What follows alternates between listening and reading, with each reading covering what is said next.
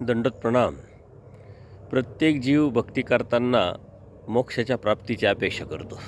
मोक्ष म्हणजे परमेश्वराला प्राप्ती, या जन्ममृत्यूच्या फेऱ्यात परत न येणे, दुःखातून बाहेर पडणे. पण मोक्ष मोक्ष म्हणजे काय आणि मोक्ष कशाने मिळेल हे मात्र अभ्यास करून त्यावरती चालण्याची कोणाची इच्छा नाही. सर्वज्ञ श्री जगप्रभूंनी मोक्षाच्या अनेक व्याख्या जरी सांगितल्या असल्या तरी सर्वात पहिले मोक्षाच्या प्राप्तीचा पहिला जो मार्ग आहे तो म्हणजे वासनेवरचा विजय.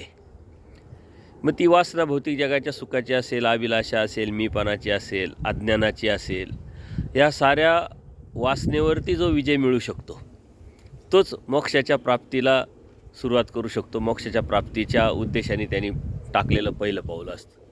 म्हणून आपण सर्व करतोय, परंतु वासनेवर जर आपण विजय मिळू नाही शकलो तर त्या सर्व करण्याला काही अर्थ नाही. म्हणून सुरुवात कुठून आहे, कशी आहे, त्याचा जर आपण विचार करून त्या मार्गाने जर सुरुवात केली तर बाकीच्या ज्या गोष्टी आहे आपोआपच घडत राहतील. कारण सुरुवात ही वासनेपासून असते आणि समाप्तीसुद्धा वासनेवरच असते. म्हणून परमेश्वर प्राप्तीसाठी आपल्याला जर चाडा असेल, आपली जर इच्छा असेल, अभिलाषा असेल, तर सर्वात मेन म्हणजे वासनेवरती विजय मिळवा. आणि ती वासना कोणत्या कोणत्या आहे हे आपण समजून उमजून घेतलं तर ज्या अभिलाषेच्या निमित्ताने निर्माण झालेल्या ज्या वासना आहे त्यावरती विजय मिळवला तर मोक्षाची वाटचाल आपल्याला आपोआपच सुखकर होईल आणि परमेश्वरसुद्धा सहाय्य करून आपल्याला प्राप्तीला नेतील. दंडोत प्रणाम. दंडोत प्रणाम.